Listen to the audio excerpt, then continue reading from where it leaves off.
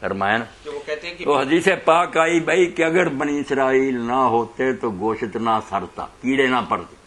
اگر حوا نہ ہوتی تو عورتیں خیانت نہ کرتی. جی مولانا.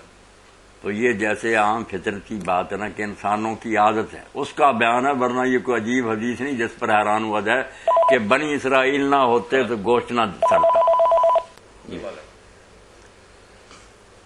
تو بات تو سیدھی ہے کہ پہلے لوگ کھانا تازہ پکاتے تھے، کھا لیتے تھے. یہ بنی اسرائیل کم بختوں نے کنجوسی شروع کی کہ منو سلوا آیا، موسیٰ علیہ السلام نے کہا روز اترے گا، فکر مند ہونے کی ضرورت نہیں، اللہ دے گا. مگر یہ بے اعتقاد لوگ جو تھے اکٹھا کر کے رکھنے لگے کہ رکھ لو یار، پتہ نہیں کیا، وہ کیڑے پڑنے شروع ہو گئے تو گوشت خراب ان کی وجہ سے. تو یہ کہا گیا کہ اگر اسرائیلی نہ ہوتے اور یہ کمبختی یہ کنجوسی نہ کرتے تو گوشت کیوں سڑا کرتا، سارے تازہ گوشت کھاتے. یہ ان کی اس بری نیت کی وجہ سے کیڑے پڑے. بعد میں پر کیڑے تو فطرت نہیں پڑنے تھے، مگر باسی ہونے کی وجہ سے پڑے نا. تو یہ ان کی نالائکیاں جہاں بیان ہوئی ہیں، جرم ان میں ہے کہ بنی اسرائیل جو اگر نہ ہوتے اور ایسی عادتیں ان کی نہ ہوتی تو یہ گوشت کیوں سڑنا شروع ہوتا. اور جو اماں حوا کی بات ہے کہ اگر حوا آدم سے خیانت نہ کرتی تو عورتیں کیوں خیانت سے مراد نعوذ باللہ کوئی بدکاری نہیں، کوئی ایسی بات نہیں. وہ تو حضرت ابن عباس فرماتے ہیں کسی پیغمبر کی بیوی نے کبھی بدکاری نہیں کی، نہ کوئی سوچتا. مگر یہ خیانت جو ہے نا کہ خامد کے ساتھ وعدہ جو ہے کہ تیری اطاعت کروں گی، خیانت وعدہ خلافی کو بھی کہتے ہیں نا، صرف پیسے چھپانے کو نہیں کہتے. اگر یہ خامدوں کی بات مانتی ہماری ماں تو اس کی بیٹیاں بھی مانتی رہتی. بتانے کا مطلب یہ ہے کہ یہ کوئی نئی بیماری نہیں، یہ عورتیں شروع سے ٹیڑھی رہی ہیں. اسی کو آپ نے دوسرے لفظوں میں فرمایا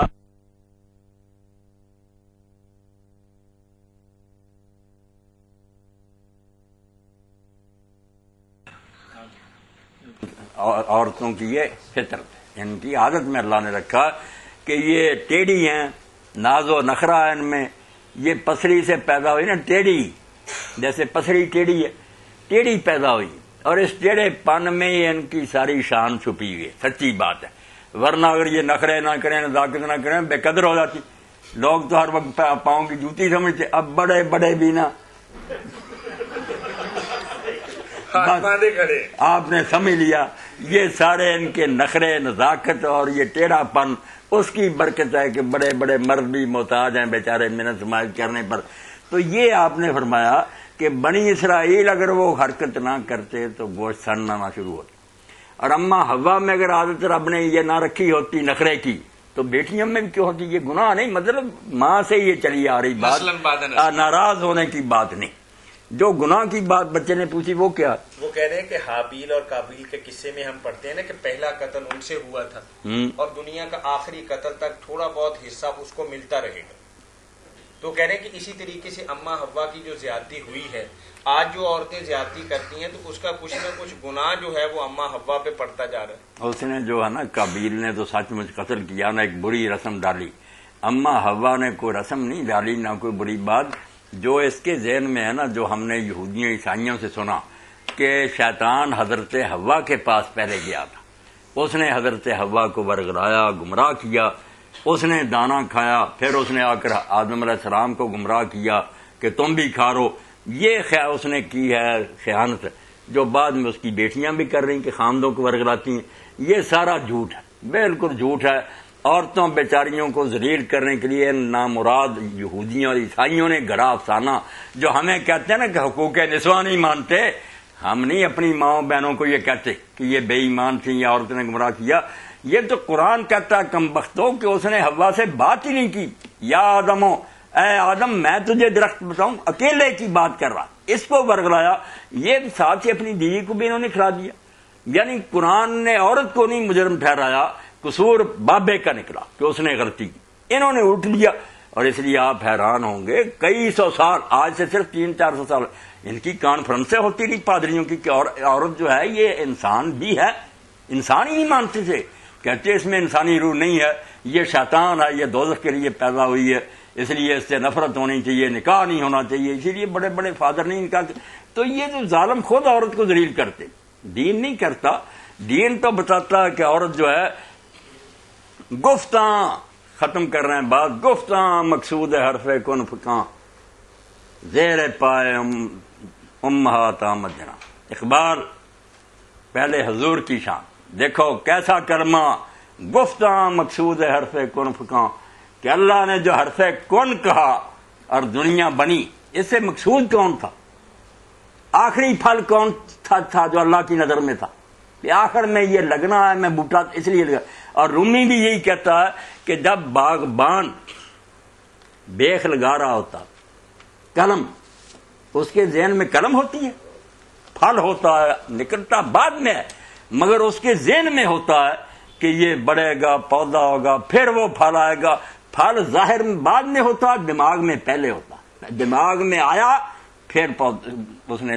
یہی بات اقبال کہتے ہیں بڑی شان ہے رسول کریم علیہ السلام، گفتاں مقصود ہے حرف کن فکاں، وہ جس کی خاطر دنیا اللہ نے بنائی کہ اس نے آخر میں آنا ہے. اس نے یہ فرمایا، کیا فرمایا؟ زیر پائے امت ہاتھ عام جنا، کہ عورت بے قدر چیز نہیں ہے، ماں کے پاؤں کے نیچے جنت ہے. باپ کے لیے کہا یہ ہمیں تانے دیتے ہیں کہ عزت نہیں کرتے. ٹھیک ہے، خبیث لوگ جو دین نہیں جانتے وہ جو چاہے بچیوں سے کرتے رہے، ورنہ جو کلمہ جس نے رسول کا پڑھا وہ کیسے بے قدری کر سکے؟ وہ سمجھتا یہ میری امانت ہے اللہ کی میرے پاس دی. مسلم میں کورا پرستار شمر. اقبال کہتے ہیں جس نالائق نے عورت کو سمجھا کہ یہ نوکرانی ہے، بہرا آیا حکمت قرآن ابر، اس نے قرآن مجید سے کوئی حصہ نہیں لیا، اس کو قرآن کی سمجھ نہیں آئی. وہ کون سا مسلمان ہے بیوقوف؟ یہ نوکرانی آ گئی تیرے گھر میں، اور اس کے قدموں میں جنت ہے، ماں ہے، اور اگر بیوی ہے تو معیار بن گیا خیر حکم لہلی. سب سے پہلے میں یہ دیکھوں گا کہ تمہارا سلوک گھر والی کے ساتھ کیا تھا. یہ تیرے لیے حلال تھی، اس سے بات کرنا حرام تھا، میں نے اجازت دی تو تیرے لیے حلال ہوئی، اور تو نے میری امانت کے ساتھ یہ ظلم کیا.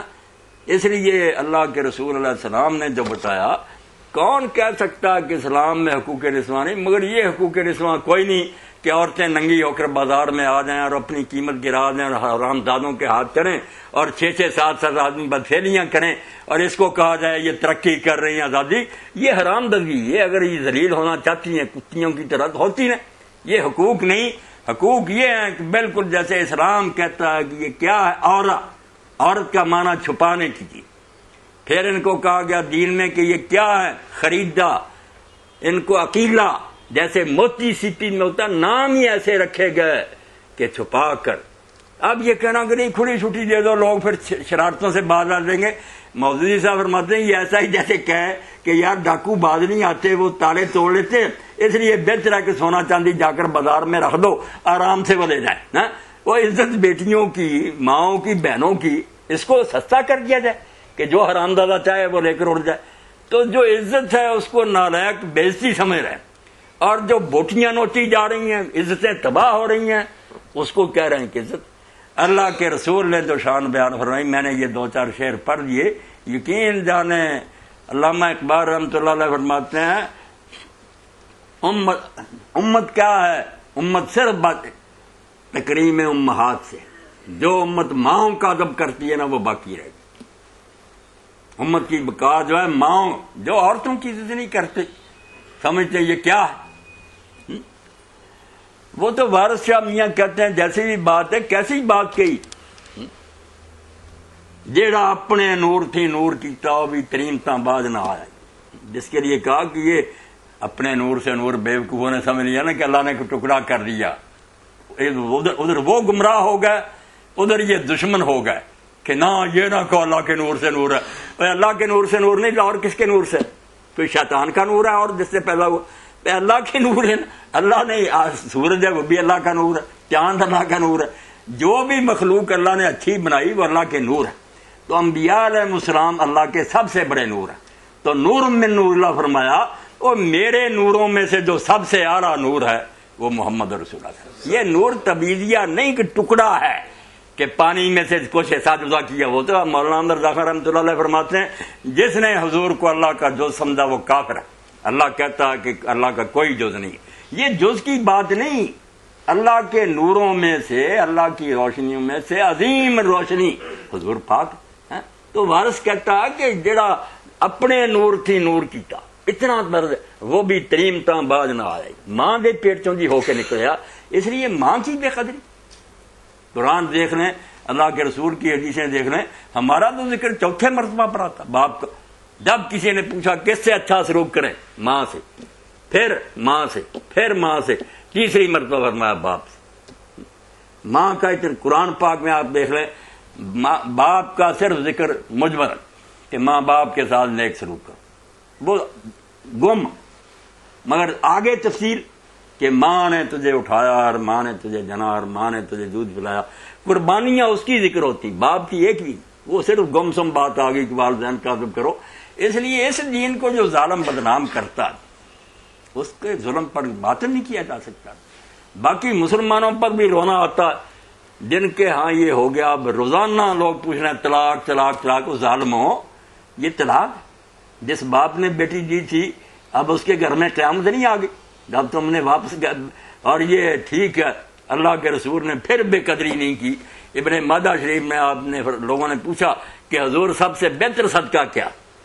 خیرات ہے اللہ کے ہاں سب سے بہتر، کل مردودۃ الیک، جب تیری بیٹی واپس تیرے گھر آ جائے تو اس کو برا نہ منائے، بیچاری کو تانا نہ دے کہ تو پھر اجڑ کر آ گئی، نہیں، سمجھ کے اس کا قصور بیچاری کا کیا، یہ مظلوم ہے، اس پر جو تو خرچ کرے گا اس کو اللہ بہترین صدقہ شمار کرے۔ یہ بات درمیان میں آ گئی اس لیے کہ اللہ کے رسول کو لوگ پہچانے کہ حضور نے دنیا کو کیا انعام دیا۔ بدقسمتی سے اگر ہم نے ان کو بلا دیا، دنیا نہیں دیکھتی، تو یہ قصور ہمارا۔ یہ مولانا ایک تو حابیل قابیل والی بات نہیں، قابیل نے جرم کیا تھا، اما حوا نے کوئی جرم نہیں کیا۔ یہ یہودی عیسائی کہتے ہیں کہ اس نے دانا کھایا اور آدم کو ورگلایا۔ اب قرآن نکال کر دیکھ لینا سورہ طٰہٰ، حوا سے بات نہیں کی اس نے، بات ہی ساری آدم سے کی ہے، اس کو ہی ورگلایا، حوا تو پیچھے۔ جزاکم اللہ خیر مولانا۔